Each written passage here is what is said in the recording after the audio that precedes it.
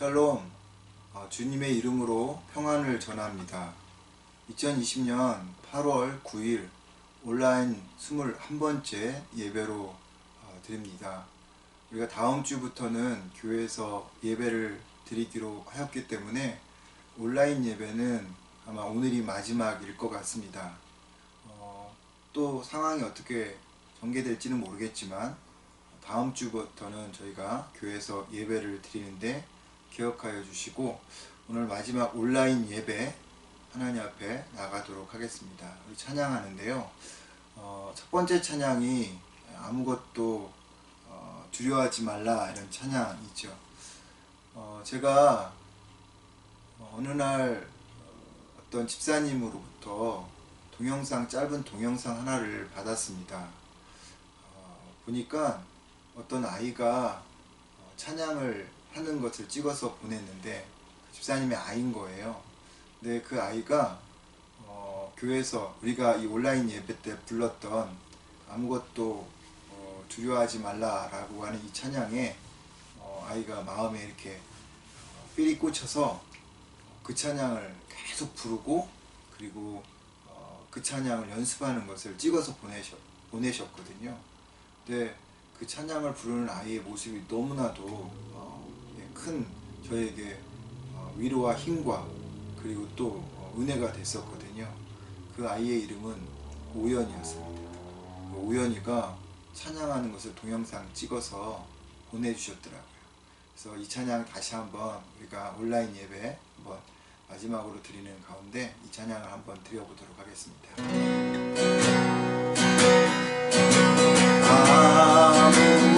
아무것도 두려워 말라 주의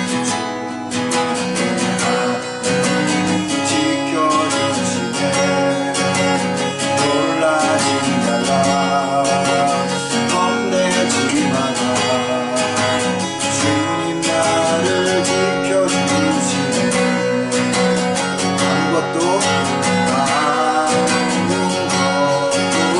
두려워 말라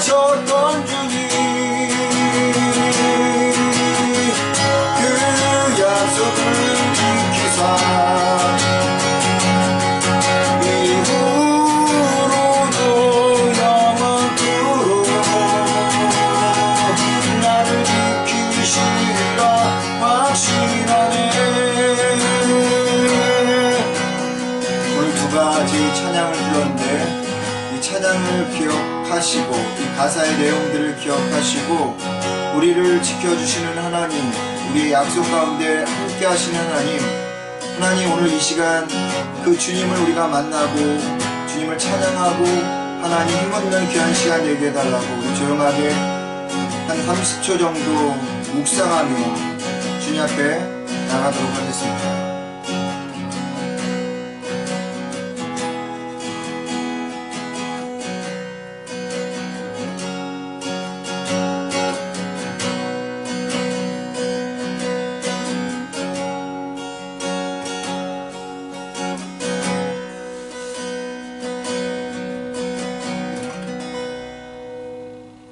너희 목마른 자들아 다 물로 나오라.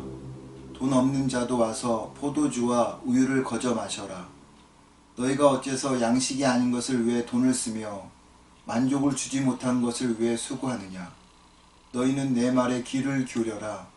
그러면 너희가 좋은 것을 먹을 것이며 너희 영혼의 만족을 누릴 것이다. 아멘. 다같이 사도신경 고백하도록 하겠습니다. 전능하사 천지를 만드신 하나님 아버지를 내가 믿사오며 그 외아들 우리 주 예수 그리스도를 믿사오니 이는 성령으로 잉태하사 동정녀 마리아에게 나시고 본디오 빌라도에게 고난을 받으사 십자가에 못 박혀 죽으시고 장사한 지 사흘 만에 죽은 자 가운데서 다시 살아나시며 하늘에 오르사 전능하신 하나님 우편에 앉아 계시다가 저리로서 산자와 죽은 자를 심판하러 오시리라. 성령을 믿사오며 거룩한 공예와 성도가 서로 교통하는 것과 죄를 사하여 주시는 것과 몸이 다시 사는 것과 영원히 사는 것을 믿사옵나이다. 아멘. 찬송가 442장 부르시겠습니다. 찬송가 442장 저 장미꽃 위에 있을 찬양하죠. 442장 저 장미꽃 위에 찬양하겠습니다. 저 장미꽃 위에 있을 아직 맺혀 있는 그때에 귀에 은은히 소리를 울리니 주 음성 분명하다. 주님 나와 동행하면서 나를 친구 삼으셨네. 우리 서로 받은 그 기쁨은 알 사람이 없구나. 그 청한 주의 음성 우는 새도 잠잠케 한다. 내게 들리던 주의 음성이 늘 위에 쟁쟁하다. 주님 나와 동행을 하면서 나를 친구 삼으셨네. 우리 서로 받은 그 기쁨은 알 사람이 없구나. 밤빛도 동산하네. 주와 함께 있으려 하나. 괴로운 세상에 할 일 많아서 날 바라며 하신다.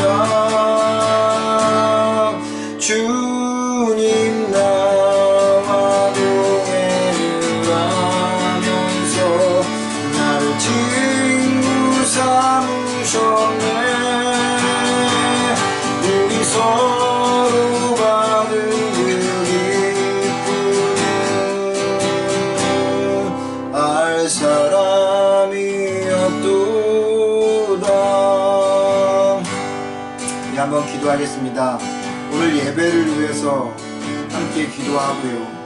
또 우리 우리 가정을 위해서, 우리 자녀를 위해서 기도하고요. 우리 교회를 위해서 기도하고, 지금 이 코비드19로 인한 여러 가지 상황들을 생각하면서 함께 기도하고, 또 육체적으로, 영적으로, 정신적으로, 경제적으로 어려움을 겪는 이들이 있는데 그들을 위해서도 함께 우리 같이 기도하고요. 말씀 가운데 임하도록 하겠습니다. 우리 함께 같이 지난 시간을 돌아보고 또 이 예배를 위해서도 함께 기도하도록 하겠습니다. 사랑이 많으신 아버지 하나님, 참으로 주님 앞에 이 시간 기도합니다. 주께서 역사해 주시고 인도하여 주셔서 아버지 하나님, 우리가 지난 한 주간 동안 주님의 은혜 안에서 아버지 하나님 살다가 이제 하나님 전에 다시 한번 아버지 모이고자 함께 아버지 각각의 처소에서 기도하며 주님께 나갑니다. 주님, 우리의 예배를 받아 주시옵소서. 지난 한 주간 동안도 우리와 함께 동행하셨던 주님 하나님을 찬양합니다. 아버지, 혹이라도 우리가 알게 또한 모르게 지었던 죄들이 있다면 주께서 그 모든 것 가운데 함께 하셔서 그 집을 찌간에 지었던 모든 죄까지도 하나님 우리를 용서하여 주옵소서. 성령의 불로 모든 것을 태워 주시어서 하나님의 참으로 정결한 몸으로 하나님께 나가는 귀한 시간이 되게 하여 주옵소서. 은혜로우신 아버지 하나님, 우리의 가정을 축복하옵소서. 우리의 교회를 축복하여옵소서. 우리의 자녀를 축복하여 주옵소서. 하나님 믿음 위에 반석 위에 설 수 있도록 도와주시옵소서. 그래서 아버지, 어렵고 힘든 이 시대 속에서도 하나님 잃지 않고 살아가는 저희가 되게 하옵소서. 아버지 하나님, 이 시대가 참으로 혼란한 시대입니다. 영적으로 아버지 혼탁한 시대입니다. 하나님, 자기의 소견대로 살아가는 사람들이 너무 많습니다. 질서도 잃어버리고 전통도 잃어버리고 아버지가 주시는 그 참 진리를 잃어버리고 살아가는 사람들이 많은데, 그런 내가 충만하신 아버지 하나님, 주님께서 우리에게 비춰주신 진리의 빛 가운데 서게 하시고 하나님 그 빛의 능력으로 살아가는 저희들이 되어지게 주님 은혜를 베풀어 주시옵소서. 아버지, 이 자리를 축복하옵소서. 말씀 가운데 임하시고 그 말씀이 아버지 우리의 마음밭에 떨어져서 30배, 60배, 100배의 결실을 맺게 하여 주시옵소서. 하나님, 오늘로 우리가 아버지 21번째 온라인 예배를 드립니다. 이제 오늘로서 아버지 온라인 예배를 아버지 하나님 마치고 다음 주부터는 오프라인으로 함께 예배를 드리고자 합니다. 하나님 역사하셔서 어떤 어려움도 겪지 않게 하시고 그곳에 주의 임재를 누릴 수 있는 저희 모두가 되게 하여 주옵소서. 아버지 하나님께서 역사해 주시기를 원합니다. 하나님의 은혜로 아버지 우리가 군대에 역사하셔서 하나님 한 사람 한 사람 하나님께서 말씀하여 주시옵소서.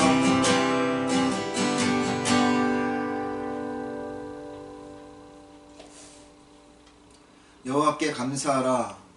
그의 인자하심이 영원함이라. 인자와 긍휼과 자비와 사랑의 하나님, 당신을 찬양하고 송축합니다. 지난 한 주간도 주께서 내가 앉고 일어서심을 하셨고 멀리서도 나의 생각을 밝게 하시고 나의 모든 길과 내가 눕는 것을 살펴보셨고 나의 모든 행위를 익히 하시고 내 혀의 말을 알지 못하는 것이 하나도 없으셨던 것을 고백합니다. 당신의 크신 손길이 있었기에 하나님, 지난 한 주간을 우리가 그렇게 감사함으로 보내며 이 자리에 있을 수 있음을 주님 찬양하고 하나님 고백합니다. 사랑의 주님, 뉴 노멀의 시대를 살아가는 우리 모두를 보호하여 주옵소서. 우리의 삶, 우리의 발걸음, 우리의 생각과 행동, 그리고 말을 지켜주사 이 상황에서 우리에게 주님께서 무엇을 가르치시는지를 겸손하게 받게 하시고 하나님의 뜻에 합한 자로 살아가게 하옵소서. 주님, 다음 주부터 우리 교회가 함께 모여 다시 예배 드리고자 합니다. 지금까지 우리를 인도하시고 보호하셨던 하나님께서 이 또한도 지켜주시고 인도하여 주사 주님의 임재 가운데 가는 우리가 되게 하옵소서. 하나님 안에서 하나됨을 경험하게 하시고 성령의 역사하심도 깨닫게 하여 주옵소서. 우리의 자녀들이 하나님 섬기는 것을 잊지 않게 하시고 우리가 더 깊은 신앙의 바다로 들어가기를 바라옵고 원합니다. 육적으로, 정신적으로, 영적으로, 경제적으로 어려움을 겪고 있는 이들 가운데 함께 하시고 그들의 작은 신음에도 응답하여 주옵소서.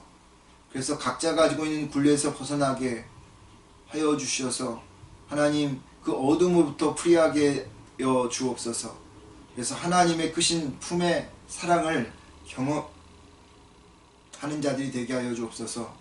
오늘의 예배 가운데 그리고 말씀과 찬양 가운데 함께 하여 주시기를 바라옵고 거룩하신 예수님 이름 받들어 기도하였습니다. 아멘. 교회 소식 알려드리도록 하겠습니다. 여러분 주보 보내드린 주보 참고해 주시면 감사하겠습니다.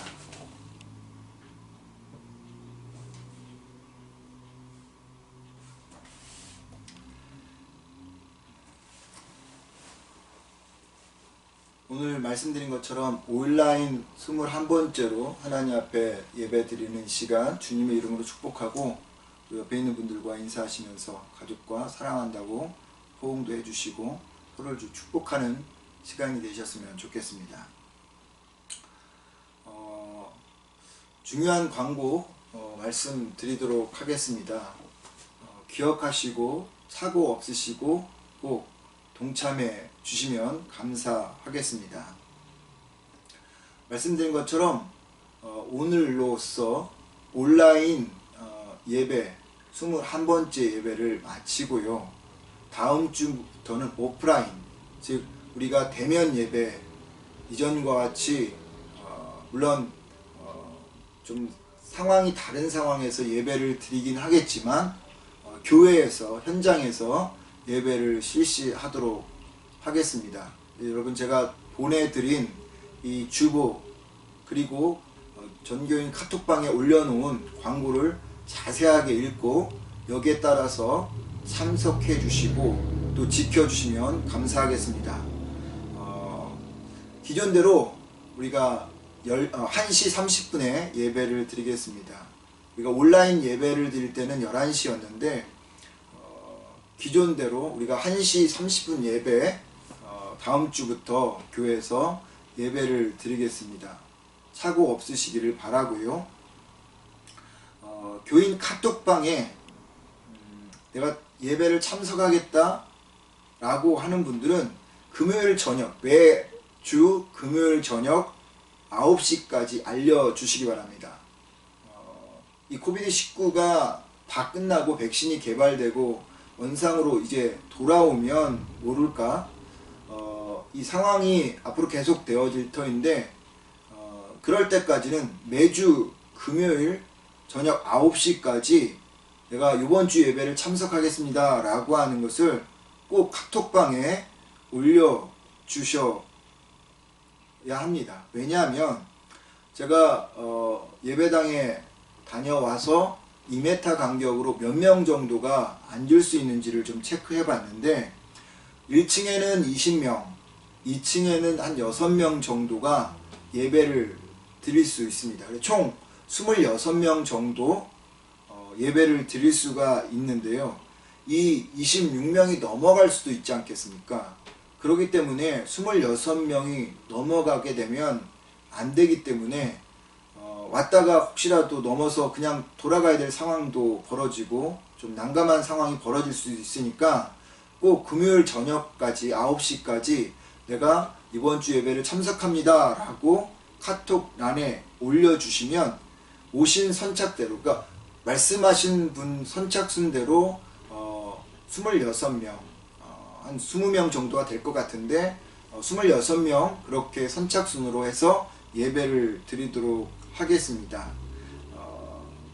그 26명까지는 안 될 것 같긴 한데 어찌됐든 간에 혹시라도 우리 교회 분들이 아니라 주변에 있는 분들 중에 오실 수 있는 분도 계시잖아요. 상황에 그런 분들이 계시면 그런 분들은 같이 오실 분이 꼭 누구와 이번에 같이 갑니다 라고 그렇게 해 주셔야 그분도 포함해서 숫자 셀 수 있습니다. 그러니까 꼭 그렇게 금요일 저녁 9시까지 알려주시기를 바라고요. 뭐 급한 상황이 되어지면 저한테 카톡이라도 토요일이라든지 주일 아침까지라도 보내주시면 감사하겠습니다. 근데 오실 때 꼭 마스크를 착용하고 오시기 바랍니다.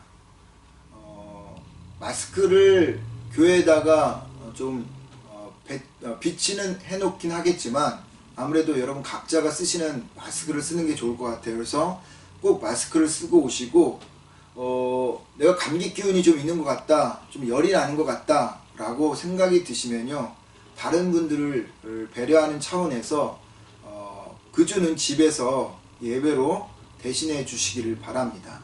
꼭 기억해 주시고요. 그리고 들어오실 때는 로비에 손 세정제를 비치해 두도록 할 겁니다. 그러면 오셔서 이 손을 닦아 주시고요. 그리고 들어온 시간 리스트를 만들어 놓을 겁니다. 그러면 이름 쓰고 몇 시에 왔다라고 기록을 해 주시면 되겠습니다. 그리고 발열 체크하는 것도 상황이 되면 마련해 놓도록 하겠습니다.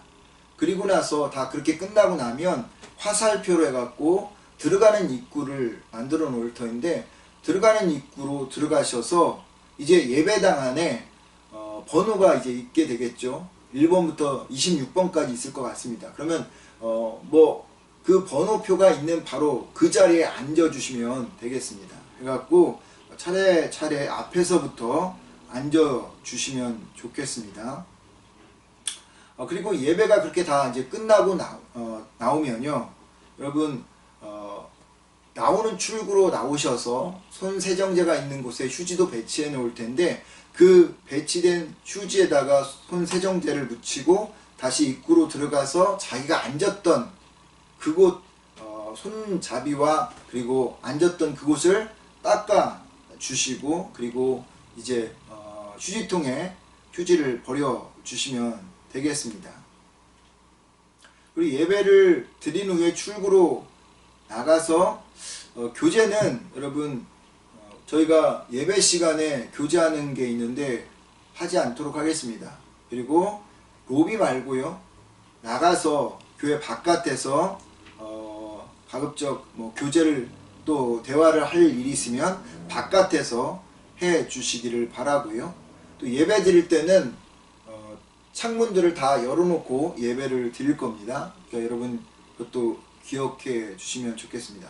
화장실을 갈 때는요, 이게 들어가는 입구와 나가는 입구 이렇게 이제 화살표를 하고, 여자 남자 그 앞에다가 들어갈 때 내가 들어갔다 이렇게 표시를 하고, 표시가 되어 있으면 뒤에 사람은 기다렸다가 나오면 그 다음에 들어가고, 이런 식으로 해주시고요. 그리고 세면대를 쓰면 그 세면대 여러분들이 썼던 비누로 닦아 주시면 되겠습니다. 그리고 휴지는 버려 주시고요. 그리고 여러분 말씀드린 것처럼 저희가 26명이지만 1층만 일단은 사용하도록 하겠습니다. 26명이 20명이 넘어가면 2층도 사용하겠지만 일단 20명 정도로 해서 1층만 사용하도록 하겠습니다. 그래서 예배당, 로비, 그 다음에 화장실입니다. 친교실과 부엌은 사용하지 않습니다. 예배 후에 우리 앞으로 친교가 없습니다. 이 상황이 종료되어질 때까지, 좀 상황이 좋아질 때까지 친교 시간은 없습니다. 그래서 여러분 친교실과 부엌은 절대 사용하지 않습니다. 예배당과 로비와 화장실을 사용하고 나와서 바깥에서 서로 대화를 좀 하면 되겠습니다. 그리고 2층으로 올라가는 것도 안 됩니다. 2층으로 저희가 올라가면 이 방역하는 이 바운더리가 넓어지기 때문에 2층은 가능한 사용하지 않도록 하겠습니다. 그리고 수요 예배와 새벽 예배는 상황을 보면서 진행하도록 하겠고요. 수요 성경 공부는 지금 줌으로 수요일날 10시에 몇 분이서 같이 성경 공부를 하고 있는데, 일단 수요 성경 공부로 이 수요 예배를 하겠고요. 참여를 원하시는 분들은 누구나도 참여할 수 있습니다. 저한테 말씀해 주시면 같이 참여해서 같이 교제하는 시간, 또 기도하는 시간, 또 말씀 배우는 시간 갖도록 하겠습니다. 예배 참석 대상은요, 중고등부 이상으로 하도록 하겠습니다. 그래서 중고등부로 이상으로 한 이유는 어린아이들도 있지만, 이 어린아이들 저희가 지금 아직 교회에서 모여갖고 성경 공부할 수 있는 상황은 아니거든요. 그래서 이 어린아이들이 이제 올 수도 있는데, 그러면 이 어린아이들이 이제 마스크를 쓰고 이게 통제가 돼야 되는데 쉽지는 않잖아요. 그렇기 때문에 이제 중고등부 학생 이상으로 정했는데, 혹이라도 아이를 데리고 오고 싶다라고 생각하시는 분이 계시다면 막을 수는 없죠. 그러나 부모님 책임하에 꼭 같이 예배를 드려야 한다는 것을 잊지 마시기 바랍니다. 그리고 어린 예배는 아직 제 생각이고 근데 의논하지 않았는데 교사들과 상의해서 줌으로 저희가 예배를 드려 보려고 생각해요. 우리가 1시 30분 예배니까 한 11시쯤 아침 11시쯤 선생님들이 줌을 통해서 아이들과 만나고 예배 드리면 되지 않겠나 이런 생각을 합니다. 그래서 선생님들과 의논한 후에 말씀 드리도록 하겠고요. 예배를 참석하지 못하는 부득이한 경우가 있겠죠. 그래서 주일 예배를 녹화할 겁니다. 지금처럼 처음부터 끝까지 다 녹화할 수는 없고요. 설교만 녹화해갖고 유튜브에 혹은 페이스북에다가 올려놓으시면 여러분들이 아마 이제 그렇게 되면 저녁 시간대쯤 여러분이 볼 수 있을 것 같아요. 1시 반 3시쯤 끝나서 집에 제가 와서 그거를 올리면 한 5시 이후나 여러분들이 이 영상을 보게 될 것인데 그 예배를 통해서 예배를 드려주시고요. 또 현장 예배에 참석하지 못하신 분들의 중에 헌금제 우리가 그동안 이 온라인 예배를 드리면서 이트랜스퍼로 했는데 그런 분들은 이트랜스퍼로 헌금을 해주시면 감사하겠습니다.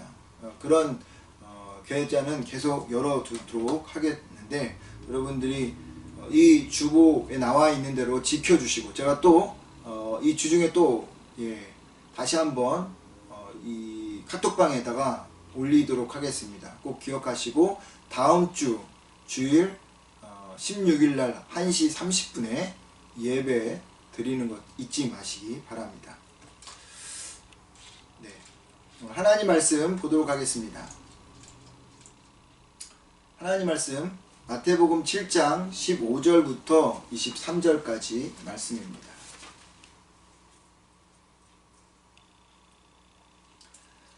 마태복음 7장 15절로부터 23절까지 보겠습니다.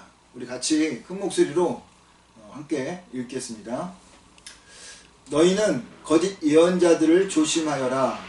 그들은 양의 옷을 입고 너에게 오지만 속은 굶주린 이리떼와 같다.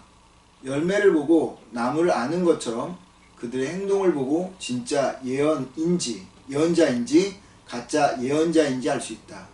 가시나무에서 포도송이를 따거나 엉겅퀴에서 무화과를 딸 수 있겠느냐. 이와 같이 좋은 나무마다 좋은 열매를 맺고 못된 나무는 나쁜 열매를 맺기 마련이다. 좋은 나무가 나쁜 열매를 맺을 수 없고 나쁜 나무가 좋은 열매를 맺을 수가 없다. 좋은 열매를 맺지 않는 나무마다 찍혀 불에 던져진다. 그러므로 너희는 그들의 행동을 보고 그들을 알아낼 수 있을 것이다. 내게 주여 주여 한다고 해서 모두 다 하늘나라에 들어갈 것이 아니라 하늘에 계신 내 아버지의 뜻을 행하는 사람만 들어갈 것이다. 그날에는 많은 사람들이 나에게 주여 주여 우리가 주님의 이름으로 예언을 하고 귀신을 쫓아내고 많은 기적을 행하지 않았습니까? 라고 말할 것이다. 그러나 그때 나는 너희를 도무지 알지 못한다. 이 악한 자들아 내게서 떠나가거라 하고 분명히 말할 것이다. 아멘.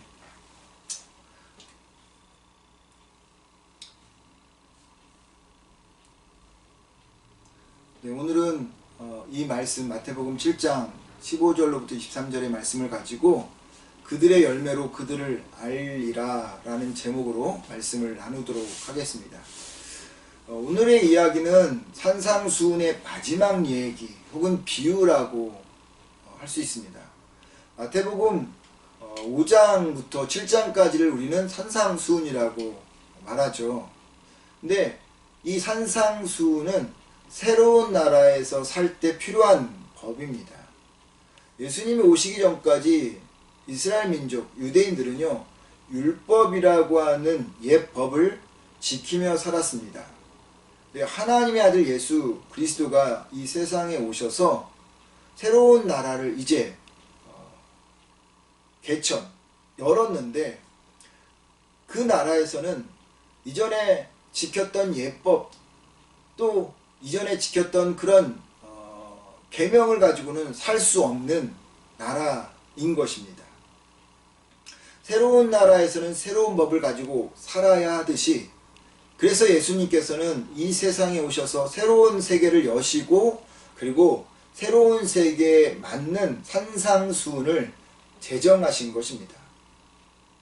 새로운 나라라고 하는 것은요, 그 국민들은 어떤 사람들이냐면 예수님을 하나님의 아들로, 구세주로 믿고 고백하는 사람들이 모여서 형성한 나라, 그 나라가 바로 새로운 나라인 거죠.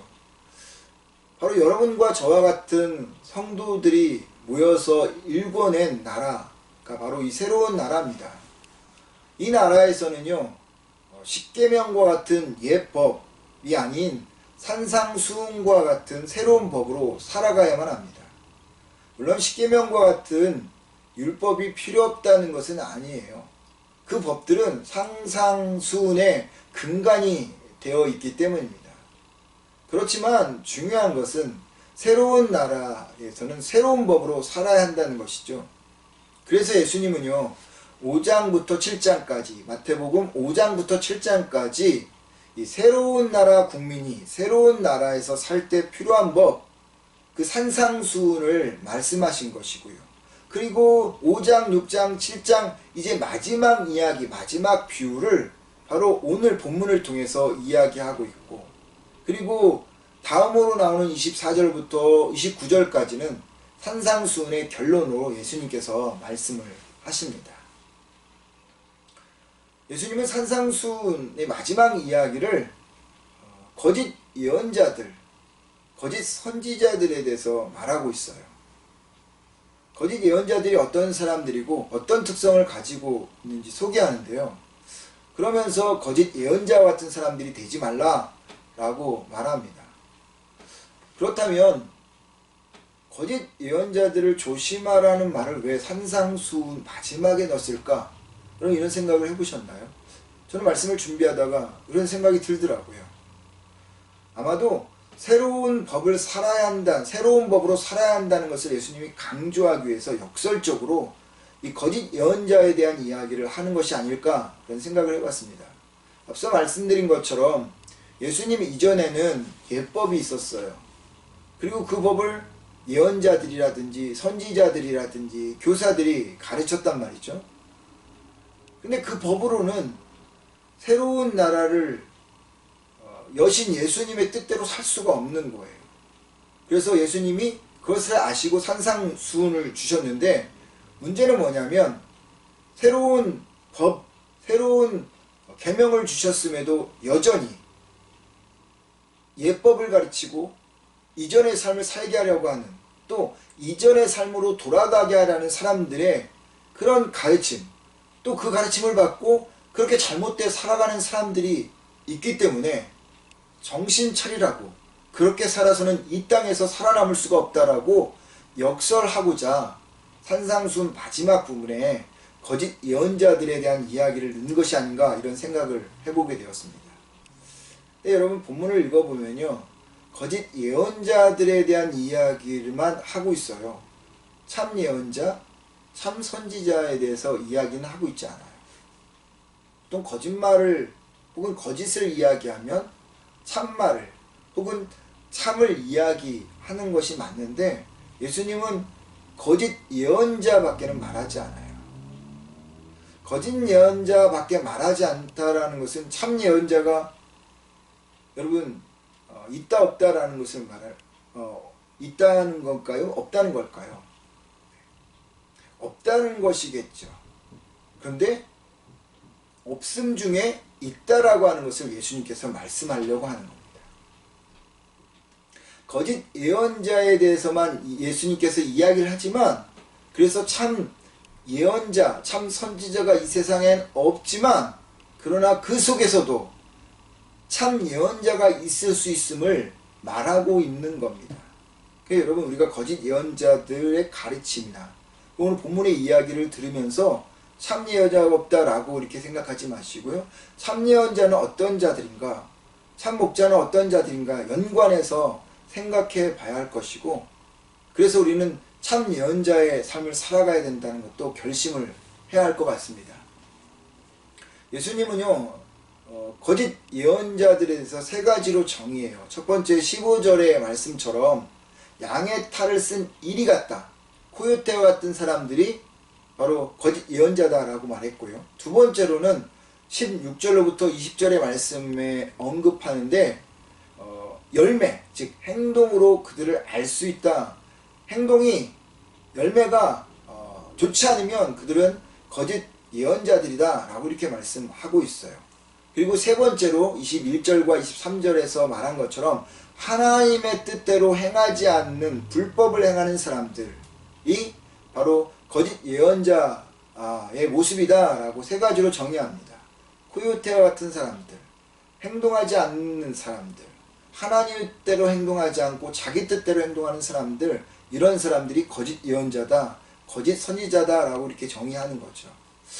여러분, 저는 설교를 이렇게 준비하면서 이 본문을 여러 번 읽다가 문득 어렸을 때 한 이솝 우화가 떠올랐어요. 혹시 여러분 이 본문을 읽으면서 저와 같이 그런 이야기, 이솝 우화가 한 가지 떠오르지 않나요? 떠올랐다면 어떤 이야기인가요? 나중에 저한테 이야기해 주시면 좋은데. 어찌됐든 떠올랐는데 그게 뭐냐? 여러분 기억하십니까? 몸에 깃털을 붙인 그 까마귀의 이야기, 다른 새에 깃털을 붙인 까마귀의 이야기가 생각이 나더라고요. 어느 나라의 왕이 그날에서 제일 아름답고 정말 멋진 새를 뽑기로 했습니다. 열기로 경연대를 열었죠. 모든 새들이 자기가 최고가 되고 싶어서 열심히 몸치장을 합니다. 그런데 한 새만 그냥 뾰루통하게 있었어요. 까마귀였어요. 까마귀도 이 대회에 나가고 싶었는데 자신이 없었어요. 온몸이 검은 색이기 때문에 그러한 몸으로 나가서는 아무리 화려하게 치장한다 해도 이 검은 깃털이 특별하게 달라질 것 같지 않아서 새들에게 웃음거리가 될 것 같아서 그냥 주저주저 하고 있었고 그냥 심란해 하고 있었습니다. 근데 우연히 뭘 발견하죠? 이게 길에 떨어져 있는 공작새, 화려한 공작새의 깃털을 보게 됩니다. 그래서 거기에서 아이디어를 얻어서 공작새의 깃털을 몸에 이제 붙이는 거죠. 화려하게 그렇게 붙이고 대회에 나갔습니다. 그랬더니 많은 새들이 이 공작새로 치장한 까마귀를 몰라보고 너무 감탄을 한 거예요. 모든 새들이 이 새가 이 경연대에서 최고가 될 것이다 라고 의심하지 않았습니다. 가장 아름다운 새는 이 새라고 그들이 생각했는데, 근데 일이 터졌잖아요. 어떤 일이 벌어졌습니까? 비가 왔잖아요. 비가 오니까 그 붙였던 깃털들이 하나 둘 떨어지기 시작해버렸어요. 그리고 나서 그 공작 깃털로 붙였던 그 새가 까마귀라는 것을 그 주변에 있는 새들이 다 알게 되어진 것입니다. 탈로 난 거죠. 잘 아는 이야기죠. 저는 오늘의 이야기가 바로 이 이야기와 비슷하다, 흡사하다는 생각이 들었어요. 결국에는 탈로가 난다는 거죠. 처음에는 비슷하게 보일지 모르지만 끝에 가면 다 밝혀진다는 거예요. 이것이 오늘의 스토리가 아닐까 싶습니다. 범죄자들 중에 쓰는 용어가 있어요. 우리는 자카르타로 간다. 여러분 이 뜻이 뭔지 아십니까? 우리는 자카르타로 간다. 이 뜻을 알면 범죄의 소질이 혹은 그런 경험이 있던 사람일 수도 있겠는데, 우리는 자카르타로 간다 라는 것은 범죄가 탄로나지 않고 완전 범죄가 이루어졌다 라는 것입니다. 절대 그런 일이 없겠죠. 만에 하나 천에 하나. 그런데 만약에 이렇게 우리가 사는 세상 속에서 자카르타로 가는 일이 벌어진다고 한다면, 아니 그렇게 이 땅에서 벌어질 수 있을지는 모르겠지만 하나님 나라에서는 자카르타로 가는 일은 절대 없습니다. 완전 범죄가 이루어질 수가 없어요. 왜냐하면 하나님 앞에 서는 날 우리의 모든 것이 다 탄로나기 때문입니다. 다 드러나기 때문입니다. 다 벗겨지기 때문인 거죠. 나무도 마찬가지죠, 여러분. 지금 봐서는 이 나무가 가시나무인지 엉겅퀴나무인지 포도나무인지 잘 모를 수도 있어요. 근데 이 나무가 좋은 나무인지 나쁜 나무인지도 잘 모르죠. 그런데 이 나무가 열매를 맺게 되면 아, 이게 무슨 나무다 라는 걸 알게 되죠. 그 나무가 열매를 맺을 때 튼실한 열매를 맺는지 아니면 썩은 열매를 맺는지 보면 그때 가서 알게 된다는 거죠. 그러니까 그렇게 언제까지 우리가 양의 탈을 쓰고 행세할 수는 없다는 거죠. 언제까지 좋은 나무인 척하며 살 수 없다는 거죠. 비가 와서 까마귀에 그 덮고 있는 깃털이 다 떨어지고 비로소 정체가 드러나듯이 비가 오는 날, 마지막 날, 끝날이 오면 하나님 앞에 서면요 다 드러나고 다 탄로나고 다 알게 된다는 거죠. 그걸 예수님께서 지금 이야기하고 있는데, 그렇다면 예수님이 말한 이 거짓 예언자는 누구를 말하는 것이고 어떤 특징이 있나요? 1차적으로 이 거짓 예언자들은 부끄럽지만 저와 같은 사람일 것입니다. 하나님의 기름 부음을 받아서 세웠음에도 하나님 말씀을 옳게 전하지 못하는 자, 연약하고 부족해서 전한 말씀대로 살지 못하는 모습, 그와 같은 사꾼 목자의 모습을 가진 그런 저와 같은 목사, 그런 사람들이 거짓 예언자, 거짓 선지자이겠죠. 2차적으로는 하나님 말씀대로 살지 못하는 모든 사람들이 아닐까요? 목사가 됐든 성도가 됐든 하나님의 은혜로 구원받은 우리들인데도 불구하고 하나님 나라를 위해서 살지 못하고 세상 나라를 열망하고 추구하며 살아가는 사람들. 삶은 불의한데 마치 의로운 깃털들을 그냥 붙여놓고 살아가는, 자신을 감추고 살아가는 이리와 같은 모습들, 그들이 나쁜 나무, 거짓 예언자가 아닐까요? 여기서 우리가 한 가지 또 그래서 감사한 것은요, 거짓 목사든 나쁜 성도든 우리가 오해하지 말아야 될 것이 있어요. 그것은 하나님께 비록 우리는 구원받았지만 우리 모두는 100% 하나님 말씀대로 살아갈 수 없는 존재들이라는 겁니다. 다만 그것을 인식하고 깨닫고 그 연약함을 인정하고 노력해서 주님이 원하는 삶으로 살아가려고 분투하고 노력하고 깨지면 다시 일어나고 오뚜기처럼 다시 살아가려고 하는 그 노력과 그 분투함이 있는 모습이어야 한다는 겁니다. 만약 여러분 우리가 100% 하나님 말씀대로 살 수 있는 존재라면 예수님이 오실 필요는 없었죠. 굳이 예수님이 올 필요가 있겠습니까? 우리가 이 세상에서 완전하게 살고 있는데. 근데 우리는 그러지 못한 존재라는 거예요.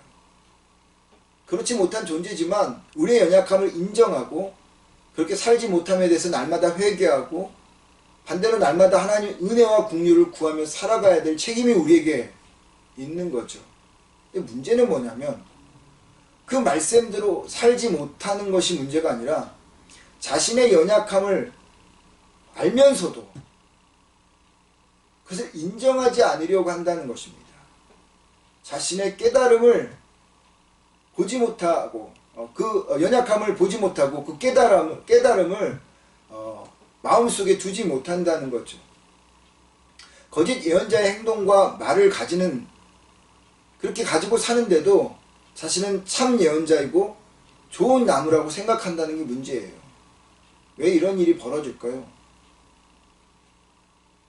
하나님 말씀을 왜곡해서 받아들였기 때문일 겁니다. 거기엔 두 가지가 이유가 있을 겁니다.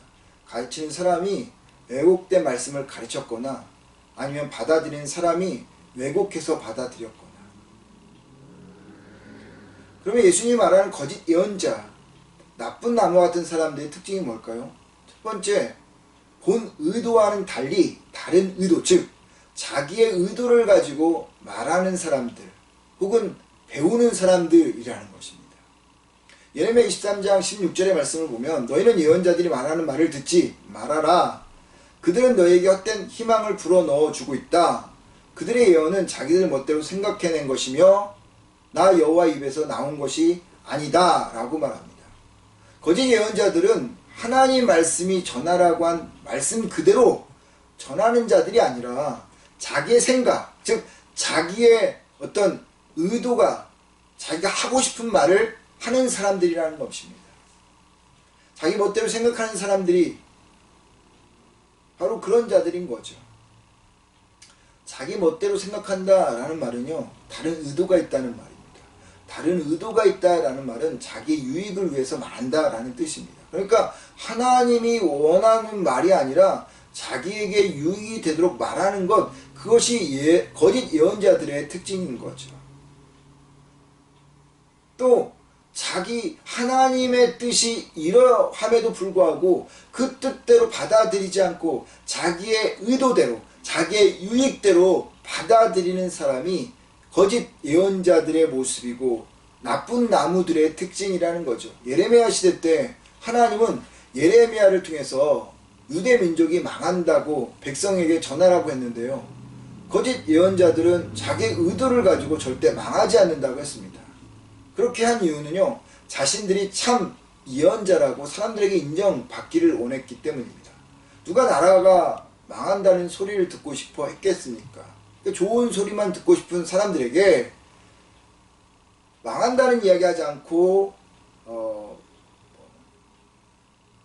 망한다는 얘기를 하지 않고 망하지 않는다는 얘기를 하니까, 거짓말을 이야기하니까 사람들이 자기가 듣고 싶은 이야기만 들어서 그 사람들을 인정하게 되어진 거죠.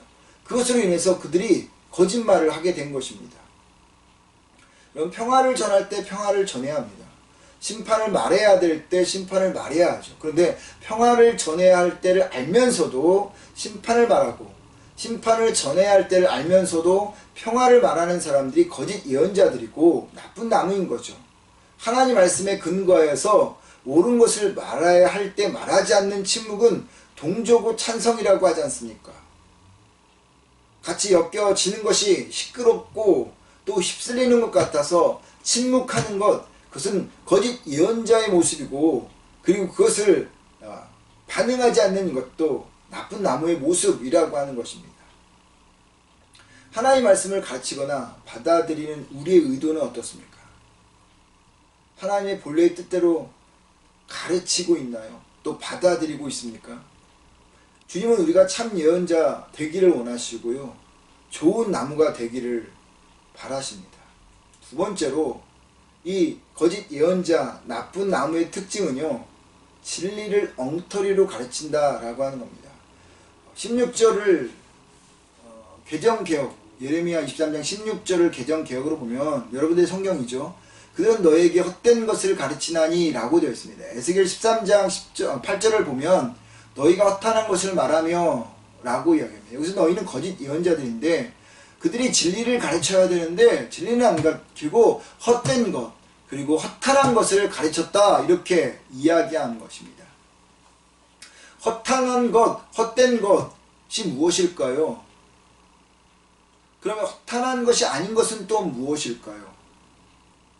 헛된 것이라는 것은, 허탄한 것이라는 것은 기독교의 진리가 아닌 것을 말하는 겁니다. 반대로 헛되지 않는 것, 그리고 허탄하지 않는 것은 기독교의 진리인 거죠. 그럼 기독교의 진리가 뭐예요? 하나님의 사랑과 공의와 심판인 거죠. 인간의 전적인 타락과 그리고 부패에 대한 이야기입니다. 예수 그리스도의 십자가와 부활에 대한 이야기죠. 그리고 그 예수 그리스도로 구원받은 우리가 이 땅에서 거룩하게 살아가야 될 삶의 성화에 대한 삶을 말하는 것입니다. 이 기독교 진리를 가르쳐야 되는데, 이 기독교 진리를 받아들여야 되는데 가르치지도 않고 또 받아들이지도 않는 것, 이것이 헛된 것이고 허탄한 것입니다. 여러분, 이렇게 가르치지도 않고 받아들이지도 않는 자들을 베드로는 뭐라고 이야기하냐면 이단이라고 이야기합니다. 백성 가운데 또한 너희 거짓 선지자들이 일어났나니 이와 같이 너희 중에도 거짓 선생들이 있으리라. 그들은 멸망할 이단을 가만히 끌어들여 자기들을 사신 주를 부인하고 라고 이야기합니다. 예수 그리스도를 부인하는 자, 그 기독교의 진리를, 그 핵심 진리를 부인하는 자, 받아들이지 않는 자를 뭐라고요? 이단이라고 하는 겁니다. 처음에는 비슷해서 몰라요. 처음에는 비슷한 것을 가르치다가 나중에는 전혀 다른 가르침을 주는 자들을 이단이라고 하는 겁니다. 처음에는 다 받아들여요. 하나님의 은혜로 받아들여요. 그런 시간이 지나가면서 내가 원하는 것만을 받아들이는 것, 그것이 이단이라는 겁니다. 처음부터 따르면 따라, 처음부터 여러분 다르면 이게 따라가지 않을 텐데요. 처음부터 비슷하니까 생각 없이 쫓아가는 거예요. 그래 넘어가는 거죠. 가다 보면 그 끝은 멸망이라는 것을 알게 되는 것입니다. 여러분, 이단적인 요소가 교회 안에도 있는 거 우리는 잘 알잖아요. 하나님의 사랑을 말하지만 하나님의 징계와 심판을 말하지 않습니다. 하나님의 사랑은 좋아하지만 하나님의 징계와 심판을 듣고 싶지 않습니다. 천국은 좋아하지만, 가르치지만 지옥은 듣고 싶지도 않고, 그리고 꺼려합니다. 제가 천국에 대해서, 그 십자가와 부활에 대해서 이야기한 어느 날 어떤 교인이 저한테 그런 이야기를 하더라고요. 목사님 설교가 재미도 없고 별로 듣기 좋지 않는 소리만 한다고요. 설교 스타일을 밴쿠버의 어느 큰 교회 목사님처럼 바꿔야 한다고. 그분이 그렇게 이야기하시더라고요. 그날 제가 이야기한 것은 예수 그리스도의 십자가와 부활에 대한, 그리고 심판에 대한 이야기였어요. 근데 그분에게 있어서 하나님의 심판, 공의와, 그리고 십자가의 부활과, 그리고 하늘의 소망과 신비와 성령의 역사 같은 것들, 그런 말씀보다는 그는 당신의 귀에 즐겁게 해주는 이야기나 혹은 설교가 더 필요했던 것 같았습니다. 여러분, 그러나 그건 이단적인 요소인 거예요. 또 성경은 우리를 전적인 타락으로 이야기합니다. 부패했다고 이야기합니다. 사람들이 그런 이야기를 하면요, 듣고 싶지 않습니다. 그런 이야기를 하면 그건 가련해서 다른 이야기만 듣습니다. 나는 착하게 사는데, 나는 좋은 일하며 좋은 관계를 쌓아가며 살아가는데 타락한 죄인이라고 말하고, 그리고 회개해야 된다고 말하면 여러분 싫어하는 거죠. 또 구원받았으면 하나님 은혜에 대한 순종으로 예수님처럼 이 땅에서 거룩하게 살아보려고 노력하고 투지를 불태워야 한다고 말하면 그것을 받아들이지도 않고 그것을 율법적으로 생각해서 싫어하기도 한다는 거죠. 여러분, 입맛에 맞는 소리만 하다가 듣게 되면 어떻게 되는 줄 아십니까? 근간이 흔들려요. 기독교의 기초가 무너집니다. 근간이 흔들리고 기독교의 기초가 무너지면 어떻게 되는 줄 아십니까? 교회와 성도가 약해지고 타락해집니다. 사사시대와 같은 신앙이 돼버리는 거예요. 자기 소견대로, 자기 생각대로 신앙생활하는 거죠. 질서도 없고 전통도 없고 말씀의 깊이도 없고, 기독교가, 신앙이 중구난방이 되어버리는 겁니다. 세상이 조롱거리가 되어버린 거죠. 여러분, 교회사적으로 우리가 닮고 싶어 했던 초대교회나 교회 강성한 때를 보면 우리가 지금 별로 원하지 않는 건조하고 딱딱한 그 기독교의 기초적인 교리, 그 진리가 그들의 삶 속에서 강력하게 나타났던 것을 볼 수가 있습니다. 반대로 연약한 때를 보면 기독교의 그 기초적인 진리, 교리가 없는 거예요. 그런 것들을 받아들이기 원치 않는 것입니다. 여러분, 우리의 신앙은요, 기독교의 진리 위에 기초하고 있습니까? 아니면 나 입맛에 맞는 말씀 위에 서 있습니까? 우리는 우리의 함부를 도려내고 또 우리를 고쳐주는 말씀 위에 또 그 말씀을 듣고 있습니까?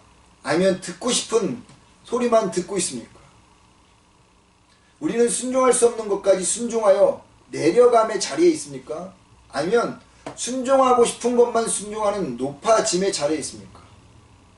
여러분, 나는 거짓 예언자입니까? 참 예언자입니까? 나는 좋은 나무입니까? 아니면 나쁜 나무입니까? 예수님께서는 하나님의 의도가 아닌 자신의 의도대로 잘못된 가르침을 전하는 자가 거짓 예언자고 나쁜 예언자라고 분명히 말했습니다. 그렇다면 여러분, 예수님이 말하지 않는 참 예언자는 누구고 좋은 나무는 어떤 사람들을 말하는 것일까요? 저는 문득 이런 생각이 들었어요. 왜 예수님은 참 예언자를 말하지 않고 거짓 예언자만을 말했을까요? 그거는 예수님이 거짓 예언자를 통해서 당신이 참 예언자, 좋은 나무라고 하는 것을 말하려고 하는 것이 아닐까. 이 세상에는 참 예언자, 참 나무가 없지만 진정한 참 예언자, 참 나무는 바로 당신이 다라고 하는 것을 말하려고 하는 것이 아니었을까라는 생각을 해봐요. 왜냐하면 요한복음 10장에 보면 예수님은 당신을 선한 목자라고 이야기했잖아요. 선한 목자, 참 예언자 딱 한 명, 예수님밖에 없다는 거죠. 그러면 참 예언자는, 참 목자는 어떤 일을 합니까? 사람의 마음을 바꾸죠. 변화시키죠. 성품을 바꿉니다. 영혼을 새롭게 합니다. 그것을 거짓 예언자들이 할 수 있을까요? 못하죠. 참 예언자, 참 목자만 할 수 있는 거예요. 그래서 예수님 참 목자이고 참 예언자인 거죠. 그분만이 우리의 마음과 영혼과 성품을 변화시키는 거예요.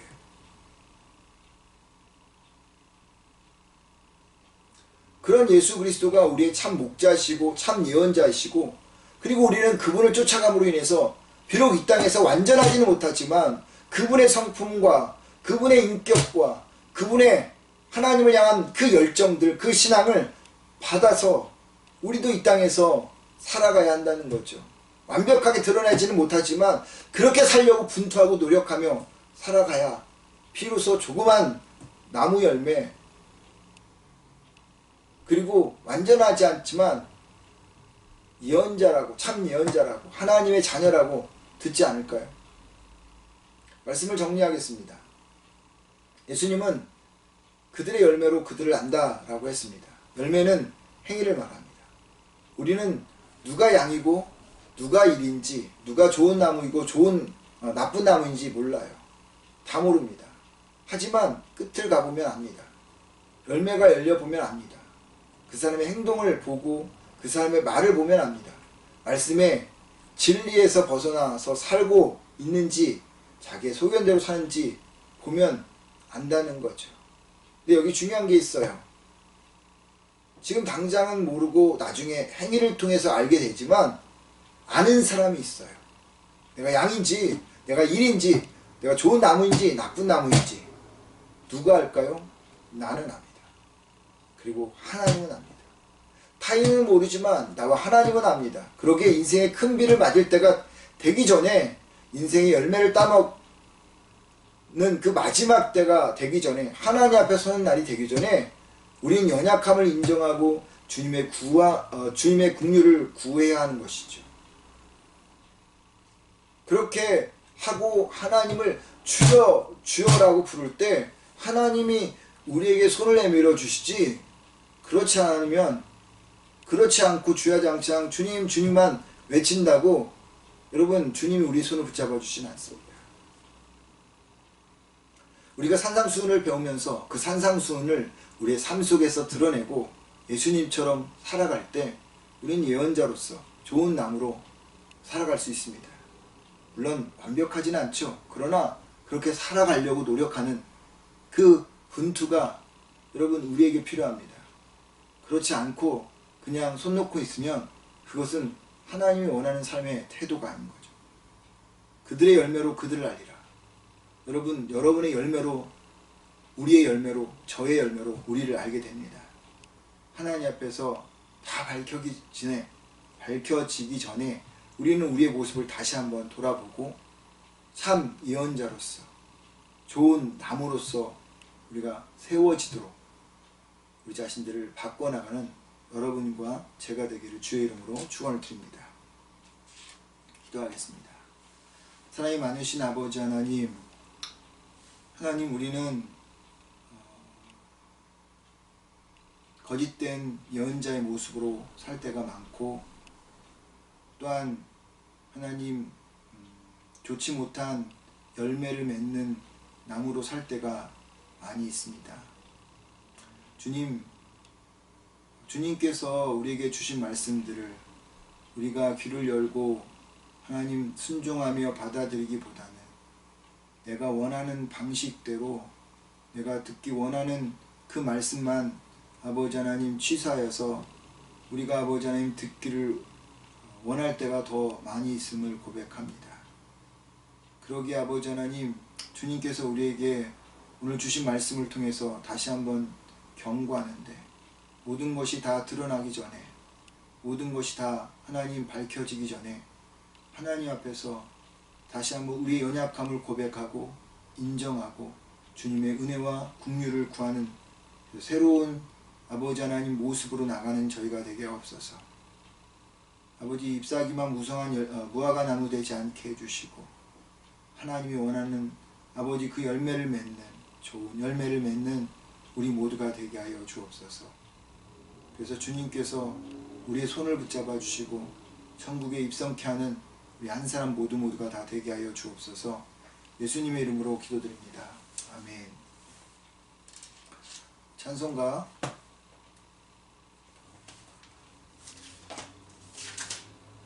435장 부르겠습니다. 435장입니다.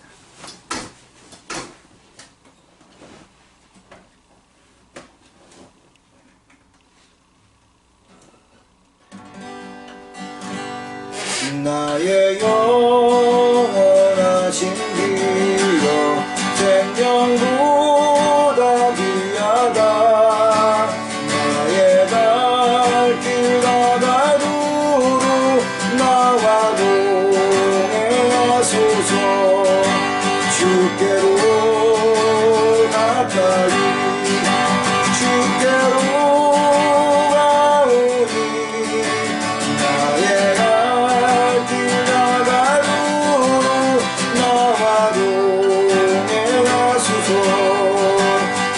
산물이 아니란다 모든 명예버리고 험한 길을 가는 동안 나와 동행하소서 주께로 가까이 주께로 가오니 나의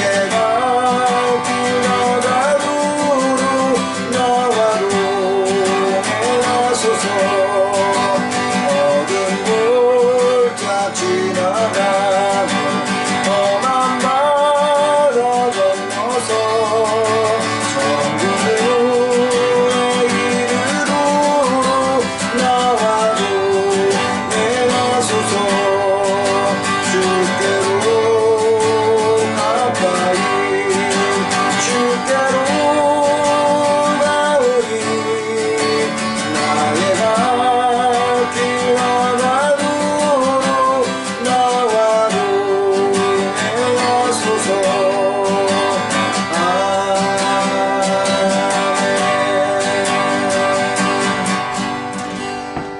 기도하겠습니다.